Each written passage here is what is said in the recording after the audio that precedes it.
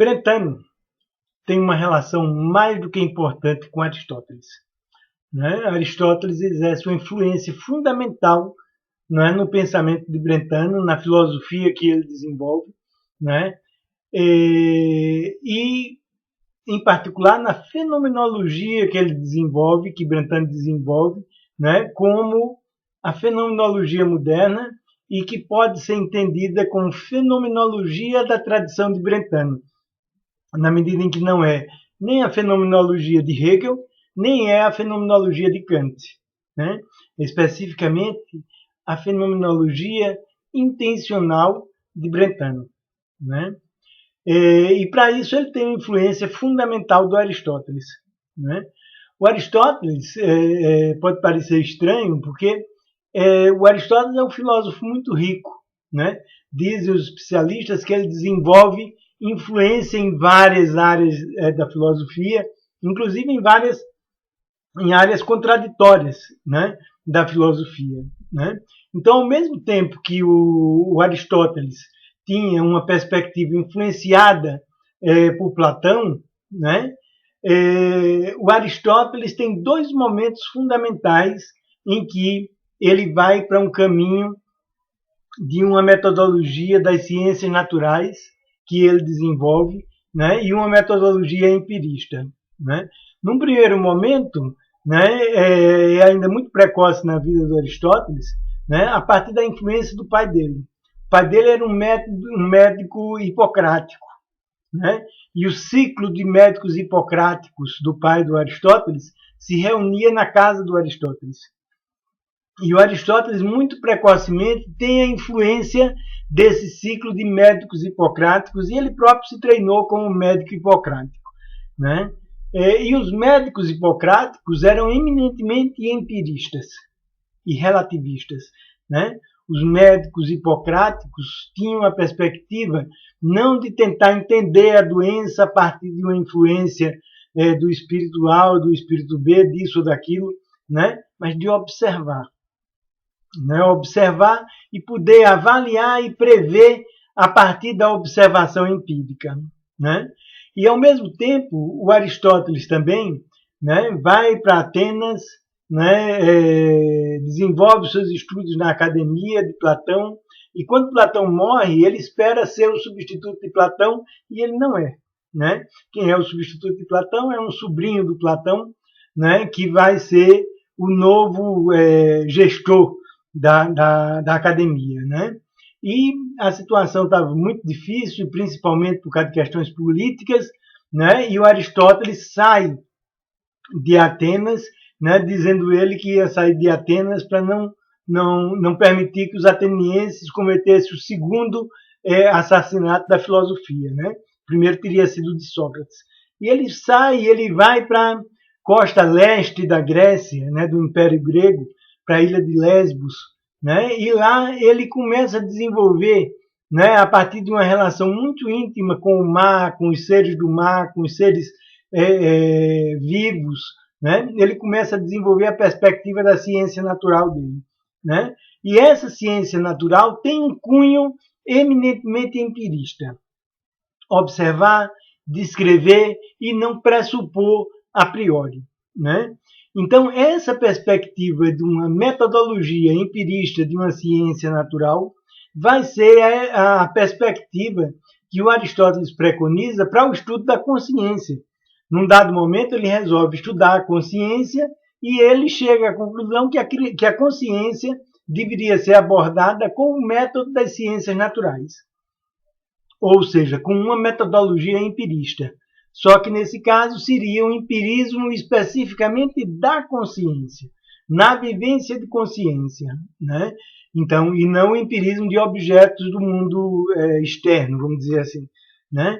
Então, com essa perspectiva de um empirismo da consciência, né, que o Aristóteles desenvolve no De Anima, né, o Aristóteles funda a fenomenologia, né? E a gente pode dizer assim, funda a fenomenologia da tradição de Brentano, né? Porque Brentano vai pegar essa dica do Aristóteles, né, de um empirismo da consciência, e a partir daí ele desenvolve a sua perspectiva empirista da consciência. a sua perspectiva de uma filosofia, de uma psicologia, de uma fenomenologia eminentemente empírica, né? Então, o empirismo da consciência, no qual se constitui a fenomenologia, e com toda a ênfase a fenomenologia de Aristóteles, perdão, a fenomenologia de Brentano, né? Brentano já adquire a partir de uma influência de seu mestre, o Aristóteles, né? Brentano era um filósofo muito versátil, né? Ele tinha sido padre, né? E foi escolhido, como era um grande filósofo, para estudar, para compor uma comissão que iria estudar o dogma da infalibilidade do Papa, né? E Brentano vota contra a infalibilidade do Papa, né? Mas é voto vencido, né? Mas, na verdade, a comissão aprova o dogma da infalibilidade do Papa e o Brentano foi voto vencido nessa votação. O que acontece, né, é que ele se decepciona com a perspectiva religiosa e abandona a perspectiva religiosa, né? Ele já vivia num meio, né, que era evangélico, ele sendo católico, né? Então ele já não tinha uma situação, uma colocação muito boa nesse meio, né? E quando ele rompe com o Papa e rompe com a perspectiva da religião católica, né? E inclusive ele sai, né? Abandona a religião católica, abandona a batina, né? E casa, né? Ele já não era bem visto, né? Porque era um filósofo católico, né? Num meio que era evangélico, e agora ele passa a ser também a ser visto com maus olhos também pelos católicos, né? Então ele emigra da Alemanha para a Suíça, né, para Zurique, e ele começa a desenvolver os estudos dele em Zurique, né? Em Zurique, Zurique também é uma cidade muito católica, né? Ele também não é bem visto, porque é um ex-padre casado, né? Então ele tem umas certas dificuldades com relação a isso, né? Inclusive ele funda, no mesmo ano que o Wundt funda o Laboratório de Psicologia Científica em Leipzig, ele funda um laboratório de psicologia científica na Suíça, né? E ele não pode ser o diretor desse laboratório porque ele não seria cidadão suíço, né? Ele se decepciona muito com isso, né? E sai da universidade e resolve dar aulas particulares, né? Desenvolve toda uma prática particular, né? E num dado momento ele emigra da Suíça para a Itália, né? Ele já tem dificuldades de saúde grande nos olhos, né? E ele emigra para a Itália, né? E passa um tempo na Itália e volta da Itália para a Suíça alguns anos depois e vem a falecer na Suíça, né? O Brentano fez um projeto de escrever três livros, né? E ele escreve o primeiro livro chamado Psicologia de um ponto de vista empírico, né? Em que ele coloca toda a sua proposta do empirismo psicológico, do empirismo fenomenológico, né? 10 anos depois, pedem a ele para fazer escrever o segundo livro, né? Que ele tinha se proposto a escrever, e ele disse que ele não tinha disposição para escrever livros, né? E faz um apêndice a esse livro original dele, que é a Psicologia de um ponto de vista empírico. Agora ele faz um apêndice, e esse apêndice é entendido como o segundo livro do Brentano, né?